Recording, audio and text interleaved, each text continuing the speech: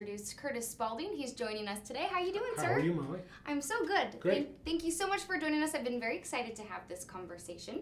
So you've been working in the to better environmental health in Rhode Island and the New England region for many years. So excited to have you here. You're joining us on GoLocal Live today to talk about some past accomplishments and then to discuss the future of the region. So currently you're a professor of practice of environment and society at the Institute at Brown for Environment and Society, but many people might recognize you for your work serving under President Obama at the US EPA as the regional administrator of New England. And before that, you were at Save the Bay for many years, 18 years, right? Right. Just about that. So a lot of work to talk about. So Yeah. let's, a lot of work to go over and a lot of things to discuss. So let's start off talking about your work at the EPA. Sure. Which is always fun to discuss. I'd like to talk to you just a little bit about what it was like for you serving under President Obama. Talk to me just a little bit about what are some of your proudest accomplishments serving as the EPA regional director, and start with that. Sure. Well, first of all, it was the opportunity of a lifetime to serve a president, but certainly, especially President Obama. We first of all, I was the first Rhode Island resident to fill that job, go to Boston, fill the regional administrator's job. And I have to thank Senator Whitehouse and Senator Reid for helping that happen. The way that works is obviously you talk to your delegation, but frankly, Rhode Island just never rated relative to Massachusetts and perhaps Connecticut and some of the larger states. So it was a great opportunity to go and serve. And it was a great opportunity to bring focus of that office down to Rhode Island and down to southeastern New England, which was something we did with a lot of effort. Accomplishments there, it was a long time to serve. I was there 7 years, so I'm proud to say we did some important things. We really worked on helping New England cities take care of that past of pollution legacies that they have, contaminated land, air quality issues. We worked very hard on making our urban places better places to live. We also worried a lot about the big iconic waters of New England, Lake Champlain, Long Island Sound, Narragansett Bay, Buzzards Bay. These places are all suffering from a lot of development over the years, nitrogen loadings, nutrient loadings, just a myriad of issues. And the way you deal with that is you try to pull communities together, use all their authorities and really collaboration and cooperation with communities to protect those places, and we did that. So there's a couple of really important things we did over those years, and very proud to do it. And most importantly, I was able to serve on supporting the President's Climate Action Plan, which, in contrast to where things are today, President Obama took a leadership position on climate change, and I was proud to serve on that. So I want to talk to you a little bit about what's happening today. So Right. It was close to about a year ago that you stepped down from your position as the Trump administration Right. worked its way in and took over. So now Scott Pruitt is the head of the EPA. I want to talk to you a little bit about how you feel the direction of this administration is moving for their environmental policies and how you feel that's going to impact this region. Well, at a national level, it's a very sad story. EPA has a proud history of really helping the whole country improve on environment. The air is cleaner than it's been in decades. Here in Narragansett Bay, it's cleaner than it's been in perhaps 100 years. The success of the environmental programs in this country are the world's envy. To see Administrator Pruitt come in and just say, well, this success is somehow at expense to what? The economy? Well, last time I checked, the economy's doing pretty well. Over 25,000 in the market, unemployment's at a historic low rate. I don't see how what we did under the Obama administration somehow held down the economy. Now, there are inequity issues, but I don't think that has anything to do with EPA. EPA, in fact, tried to make things more equitable. Everybody breathes the same air, everybody swims in the same beaches. We were about trying to make the environment clean and healthy for everybody. So what's happened to me is very sad, and my colleagues who used to serve with me are all very down about what's going on. Second part of your question is about the region. Here's the good news. Whether people see this or not, New England is not exactly aligned with the agenda of the Trump administration. So while there's a Republican governor of Massachusetts who stood up and said he's not voting for Donald Trump, there's an alignment in New England about the importance of our environment, whether you're a Republican or a Democrat. And I think that's playing out in the regional office, especially working with the states, who are all very proactive on the environment. They're proactive in distinctly different ways. Each state works very differently. That's something I learned as regional administrator. But they all are moving forward, and I think the EPA regional office is helping. The big problem is going to be budgets. The budgets that are being talked about would be devastating to the environmental agencies. But so far, Congress has continued to extend the budget from last year, and who knows where that will end up. So I think overall in New England, the regional office is probably doing as well as any regional office, staying with the mission. I think it's interesting you mentioned two points there that I do want to ask follow-ups on. You talk about budgets, which Right. the Trump administration had looked into cutting. So Yeah. there's been some worry here about programs in Rhode Island that have been worried about financial funding and coastal communities. We looked at, just yesterday's storm, there were coastal Right. communities in Rhode Island, but specifically in Massachusetts that were just had Well, significant flooding. That's So right. if we look at just flooding being impacted in one, having budget cuts could devastate coastal communities in Rhode Well, Island. Absolutely. Atlantic Avenue in Boston was underwater yesterday. Atlantic Avenue is a big road that runs right along the harbor front, behind the hotels. Okay, so the Yeah. hotels are on the water. Situate, Massachusetts, a place I've been, Yeah. was totally was totally underwater because of the northeaster. Northeasters blow water into these cities north of the Cape, so it's much harder in Massachusetts than here. So there are big issues that we have to deal with, and budget cuts will only make it harder. One of the challenges for New England is adapting to climate change, and that's what we're starting to see. And we have to make plans, we have to spend money to do that. And if they're cutting budgets, the extra money the federal government brings to states to do that work. Now, in Rhode Island, that's especially critical because our state is as thinly funded as any in New England when it comes to the environment. It's just the way it is. It's a state that suffered economically for many years, and so it would be especially difficult for Rhode Island to see significant federal dollars cut from supporting basic things like monitoring the air quality or monitoring water quality. Or monitoring beach quality. That's what federal dollars do here. So if they got cut, it would really be harmful to Rhode Island. The follow-up question for that kind of continues on that line of funding.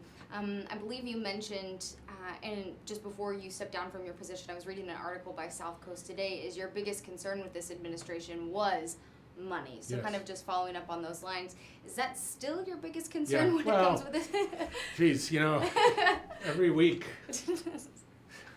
the concern grows deeper across the whole area of environment. I think it was yesterday, they announced that they will want to open offshore drilling in all of the U.S., most especially New England. This is something New Englanders don't want. There isn't a governor in New England, perhaps except the governor in Maine, who would support offshore drilling. So, yes, there are concerns. Money was my concern then. There's some big, serious policy concerns that are emerging. One that is really important is the issue of the transport of air pollution from west to east. Yeah. Clearly, there's something called the Ozone Transport Commission in New England. Essentially, it's about trying to reduce that flow of air pollution from the coal-burning states to the west, and actually also the pollution that emerges from all the automobiles around New York City and that area. So these are hard policy concerns, and if we have hot summers like we're having cold winters, I think people need to appreciate climate change may also be about hotter winters, colder winters, and hotter summers. It's called climate change, not contrary to the way the president put it, global warming. That's kind of the passé term. Yes, the effect is a larger warming of the globe, but what we're really concerned about is how this plays out in a climate context. And if we're going to see this kind of weather and then hot weather in the summer, that's a big concern. Okay. So it's always interesting to put these kind of things into perspective It and is. to get your opinion. And it's always kind of fun to look back on how things have kind of developed and changed over the past They year. have changed. For the good, for the most part. Well, that's good. That's always good to know. Let's talk about what you think what will be the biggest challenges as you see for 2018. We can talk about either just Rhode Island, the biggest environmental challenges. We can either talk about Rhode Island or we can talk about the New England region. What do you think those will be? Well, regionally, we are moving towards coming to terms with the way our climate's going to change.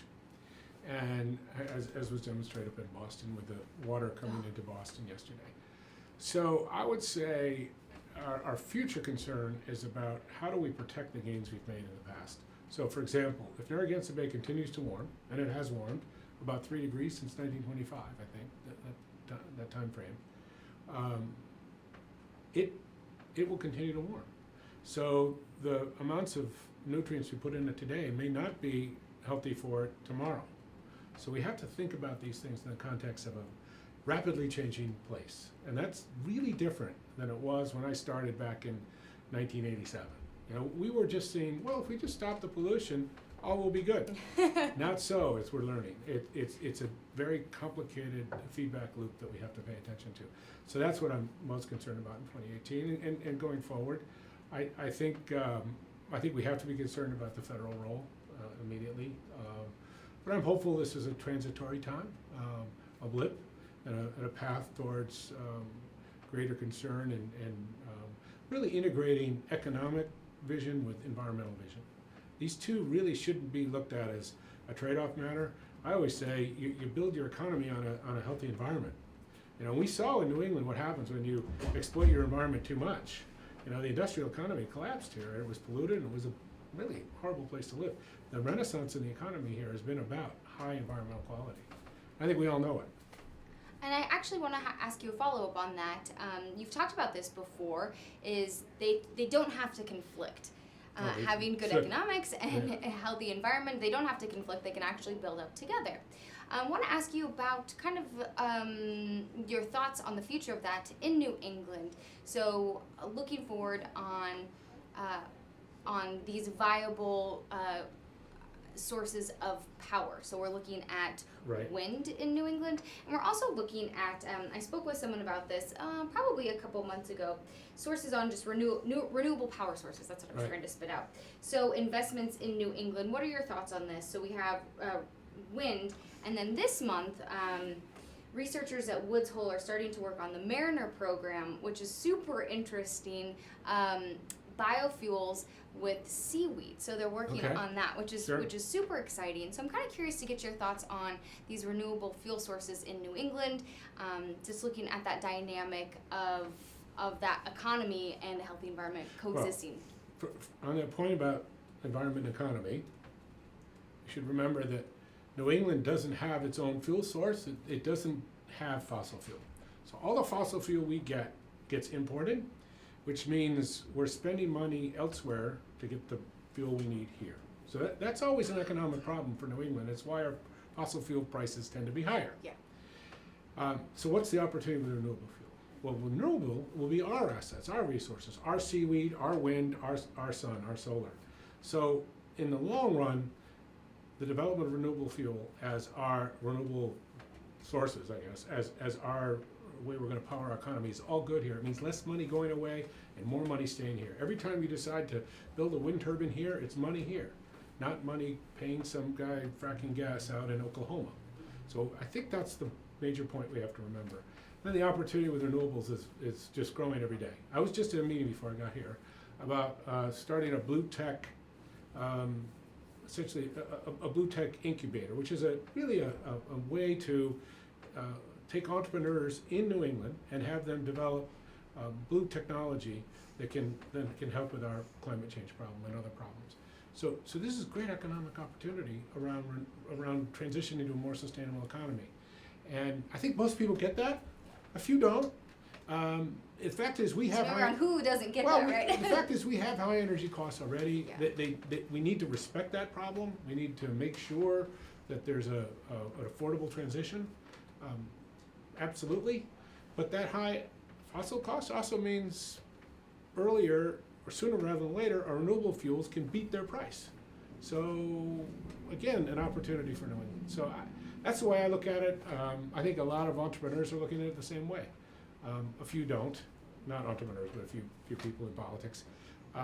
But you know, I think that the train is going the other direction. Interesting. I want to talk to you a little bit about your work at Brown now as we kind of shift gears here. I know when I was in college a while ago, one of the most exciting courses and one of my most interesting courses that I took was all about the environment, learning about, like you kind of said, kind of the passé term. It was about global warming then. Like I said, it was a while ago. But that was what was kind of one of the most exciting things that got me interested into environmental studies. Talk to me a little bit about what you're doing at Brown, and do you think that the students who are learning from you, is that exciting for you to be able to bring all the body of work that you've done? Is that exciting for you to be able to share your knowledge and your experiences? It is. It's a wonderful opportunity, and I want to thank the people at Brown for giving me that opportunity. The Institute for Environment and Society is relatively new. It's less than 3 years old. It's a growing entity at Brown, and I think they brought me in to help build a understanding of how all this thinking really happens in the real world is trying to do things. And that's what I bring to the students too. Well, how do you take this idea that you've discussed in the classroom? Well, how did it really happen or play out in the context of what I was trying to do, or either at Save the Bay or at EPA? So that's been exciting.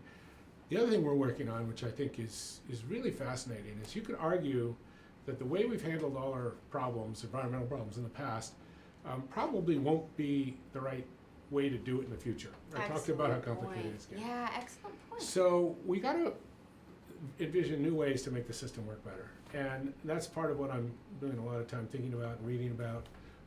The idea of resilience planning and thinking is something I'm thinking about, where we actually look holistically, not just on the environmental issues, but all the issues in a community to try to make that community more resilient. What the data is showing us is that communities that are more socially cohesive, which is a nice way of saying people willing to work together, do better, adapting to climate, whether it's a disaster or it's heat or whatever the matter is. It's not about necessarily how many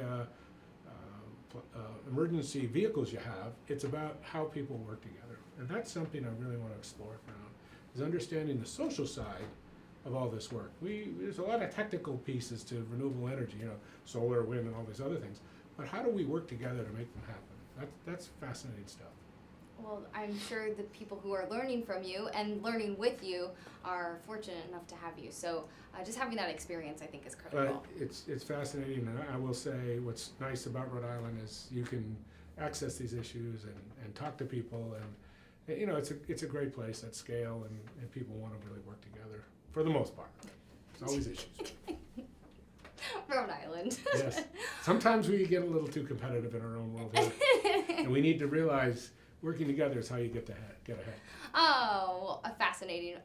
Curtis Spalding, thank you so much for joining us today. Thank you, I really appreciate it. I hope you'll come back sometime. Sure, certainly. Make a little time for us? Yes, absolutely. And if there's issues on the environment that you want me to come in to talk about, I always have something for now, I still know something about it. Who knows? And there's always something that I'm interested in talking about. Well, thank you so much for joining us today. Happy New Year to you. I appreciate it. Thank you. Everybody hang tight as we get ready for our next guest here on GoLocal Live.